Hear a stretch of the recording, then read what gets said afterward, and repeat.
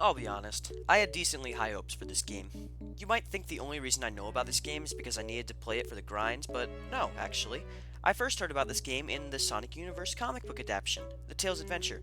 It's a great comic, great writing. It's most certainly worth the... You know what? What is it going for right now, anyway?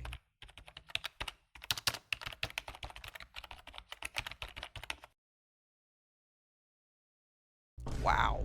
I mean, I'd buy it, but wow.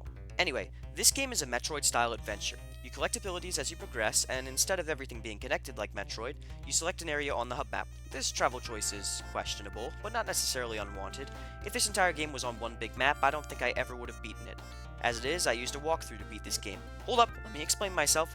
The reason I used a walkthrough is mostly because I saw this game was a Metroid-style game, and I was like, nope! If this was a Metroid game, I wouldn't use a walkthrough, even if it was an older game. However, I already didn't want to play this game that much, so I used one for the sake of time. Don't worry though, I don't think any other Sonic games even need a walkthrough. Also, I highly recommend using a walkthrough. Here's why. First, this game has multiple required items to collect, but they're all spread out through the stages, so unless you can remember breakable walls from other stages really well, this game will be pretty painful for you. Second, you can only have 4 items equipped at once, so you can very easily go into a stage without the correct item to get a new item, and must go back and get the correct item to break the wall to a new item. And third, you can get lost very easily. The game doesn't explain how to use specific items, so you can very easily pass breakable walls or secret tunnels by accident.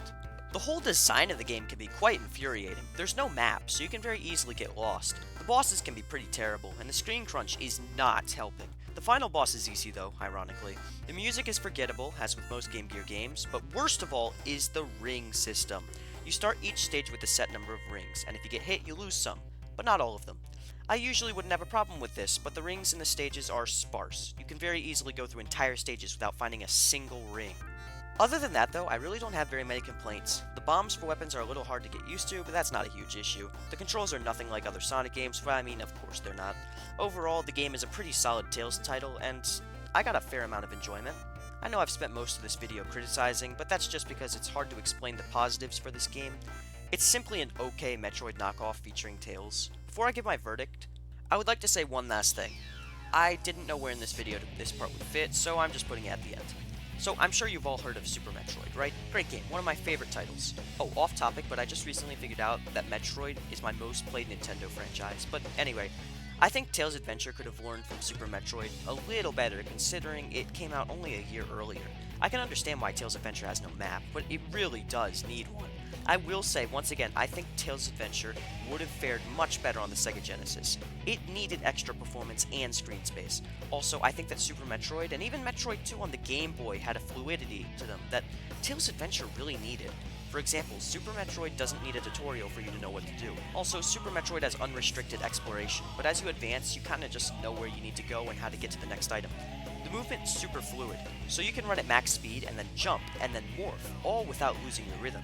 I know this is kind of an unfair comparison, as Super Metroid is on the SNES and Tails Adventure is on the Game Gear, but I still think Tails Adventure could have vastly improved if it learned more from Metroid. The developers could have added a map when you pause the game, or made Tails a little faster. You can see the developers are really trying to make the game fluid, with Tails being able to vault over small slopes, and with some animations during bosses, but it all could have been made so much better.